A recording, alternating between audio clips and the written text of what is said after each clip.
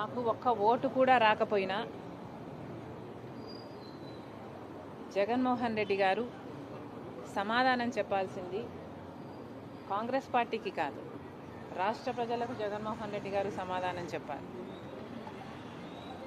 మాకు ఎన్ని ఓట్లు వచ్చాయి అన్న విషయం పక్కన పెడితే జగన్మోహన్ రెడ్డి గారికి అయితే 38% ఓట్లు వచ్చాయి కదా. జగన్మోహన్ రెడ్డి గారి పార్టీకి 11 సీట్లు అయితే వచ్చాయి కదా. మరి ఎందుకు అసెంబ్లీకి వెళ్ళటం లేదు? మీరు ఎమ్మెల్యేలుగా ఉంటే మెంబర్ ఆఫ్ లెజిస్లేటివ్ అసెంబ్లీ మెంబర్స్గా ఉండి మీరు ఎందుకు వెళ్ళటం లేదు? వెళ్ళటం లేదు కాబట్టి రాజీనామా చేయండి అని మేము డిమాండ్ చేస్తే ఆ ప్రశ్నకు సమాధానం ఇవ్వకుండా మేము ఇన్సిగ్నిఫికెంట్గా అన్నట్టు మాట్లాడారు జగన్మోహన్ రెడ్డి గారు. జగన్మోహన్ రెడ్డి గారికి సూటి ప్రశ్న, మాకు ఎక్కువ ఓట్లు రాలేదంటున్నారు. సరే, మీకు 38% ఓట్లు వచ్చాయి. మరి వచ్చి కూడా మీరేం చేస్తున్నారు దాంతో? 11 సీట్లు గెలిచి కూడా మీరేం చేస్తున్నారు దాంతో? మీకు మాకు ఏమిటి తేడా? మాకు ఓట్లు రాలేదు కాబట్టి మేము అసెంబ్లీకి వెళ్ళలేదు. మీకు ఓట్లు వచ్చినా 11 సీట్లు గెలిపించినా జగన్మోహన్ రెడ్డి గారు అసెంబ్లీకి వెళ్ళకపోతే మాకు ఆయనకు ఏమిటి తేడా? ఆయనకైనా ప్రజలు 38% ఓట్లు ఎందుకు ఇచ్చినట్టు జగన్మోహన్ రెడ్డి గారు దానికి సమాధానం చెప్పాలి. కాంగ్రెస్ పార్టీ ఒక జాతీయ పార్టీ. జగన్మోహన్ రెడ్డి గారు పుట్టక ముందు నుంచి ఉంది కాంగ్రెస్ పార్టీ. అలాంటి కాంగ్రెస్ పార్టీని ఈరోజు చిన్న చేసి మాట్లాడుతున్నారు. ఏ కాంగ్రెస్ పార్టీని అయితే రాజశేఖర రెడ్డి గారు సేవ చేశారో, ఏ పార్టీలో అయితే రాజశేఖర రెడ్డి గారు ముఖ్యమంత్రి 2 సార్లుగా అధికారం చేపట్టి ఆఖరికి తన ప్రాణం కూడా ఏ పార్టీలో అయితే త్యాగం చేశారో ఆ కాంగ్రెస్ పార్టీ గురించి జగన్మోహన్ రెడ్డి గారు చాలా చిన్న చేసి మాట్లాడారు. అయ్యా జగన్మోహన్ రెడ్డి గారు, మీరు పుట్టక ముందు నుంచి ఉంది కాంగ్రెస్ పార్టీ. అలాంటి కాంగ్రెస్ పార్టీ గురించి మాట్లాడే అర్హత మీకు లేదు. మీరు మాట్లాడదలుచుకుంటే మీ పార్టీ గురించి మాట్లాడండి, వైసీపీ గురించి మాట్లాడండి. వైసీపీ ఏం చేసిందో చెప్పండి. మీరు పూర్తి మద్యపాన నిషేధం అని చెప్పి మోసం చేశారు. రైతులకు 3,000 కోట్ల ధర స్థిరీకరణ నిధి ఇస్తాము ప్రతి సంవత్సరము అని మోసం చేశారు. మెగా డిఎస్సీ అని మోసం చేశారు. ఆఖరికి పోలీసుల్ని కూడా మీ ఇంటి కుక్కల్లాగా బిస్కెట్లు వేస్తే పనిచేసే మీ యంత్రాంగంలాగా మీరు వాడుకొని ఆఖరికి కాదంబరి కేసులో అయినా చూసాము, ఎంతోమందిని డోర్ డెలివరీ చంపేసి డోర్ డెలివరీ చేయడం చూసాము.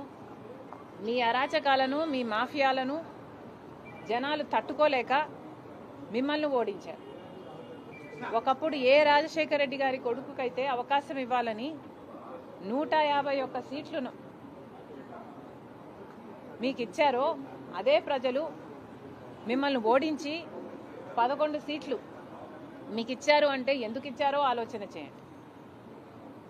ఆ 11 సీట్లు కూడా మీరు గెలిచిన ఎమ్మెల్యేలుగా ఉండి మీరు ఎమ్మెల్యేలుగా అసెంబ్లీకి వెళ్ళకపోతే మీరు ఎందుకు గెలిచారో ఆలోచన చేయండి. మేమేమీ గెలవలేదు. సరే, ఎందుకు గెలవలేదు? ఎందుకంటే ఈసారి ప్రజలు చాలా డిసిసివ్గా ప్రభుత్వాన్ని మార్చాలి అన్న ఉద్దేశంతో ఓట్లేశారు కాబట్టి మాకు ఓట్లు పడలేదు. ప్రజలలో కాంగ్రెస్ పార్టీ పట్ల ఆదరణ లేదు అనడానికి వీల్లేదు. ఎందుకంటే దేశంలోనే చూస్తున్నాం, కాంగ్రెస్ పార్టీ ఎదుగుతుంది. కాంగ్రెస్ పార్టీ ఓడిపోకుండా కంటిన్యూస్గా అధికారంలోకి వచ్చునుంటే మన రాష్ట్రానికి 10 సంవత్సరాల కిందే ప్రత్యేక హోదా వచ్చేది. దాదాపు 1,50,000 కోట్లు విలువ చేసే విభజన హామీలు అన్నీ కాంగ్రెస్ పార్టీ నెరవేర్చుండేది. దురదృష్టం కాంగ్రెస్ పార్టీ రాలేదు. ఈసారి కూడా కాంగ్రెస్ పార్టీకి ఓట్లు ఎందుకు పడలేదు అంటే మీ పుణ్యమే. కాంగ్రెస్ పార్టీ కేవలం ఇంత డెసిసివ్గా ఓట్లు ఎలక్షన్లు జరిగాయి కాబట్టే మిమ్మల్ని అధికారంలోంచి దించడానికి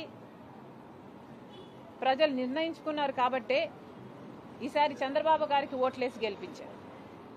కాంగ్రెస్ పార్టీకి అభిమానులు లేక కాదు.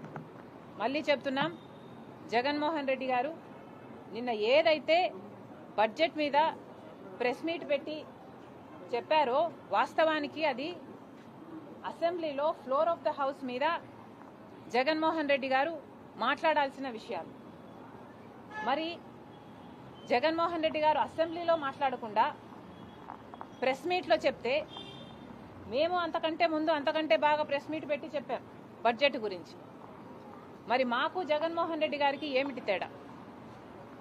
ఓట్లేసి గెలిపించారు, మీకు 38% ఉంది అని గొప్పలు చెప్పుకుంటున్నారే, అది కూడా ఉండేటట్టు మిగిల్చుకునేటట్టు మీరు వ్యవహరించటం లేదు, ప్రవర్తించటం లేదు. మళ్ళీ జగన్మోహన్ రెడ్డి గారికి చెప్తున్నాం, ఇన్సిగ్నిఫికెంట్ పార్టీ మాది కాదు, ఇన్సిగ్నిఫికెంట్ పార్టీ మీది, వైసీపీది, వైఎస్ఆర్ లేని వైసీపీది, ప్రజాక్షేమం లేని వైసీపీది. మళ్ళీ చెప్తున్నాం వైసీపీ లీడర్లకు, జగన్మోహన్ రెడ్డి గారికి, మీరు మెంబర్స్ ఆఫ్ లెజిస్లేటివ్ అసెంబ్లీ, అందుకనే ప్రజలు మిమ్మల్ని గెలిపించారు. మీకు అసెంబ్లీకి పోయే ధైర్యం లేకపోతే రాజీనామాలు చేయండి. రాజీనామాలు చేసి మళ్ళీ కావాలంటే రెఫరెండంకి ప్రజల దగ్గరికి వెళ్ళండి. రెఫరెండం కోసం ప్రజల్ని అడగండి.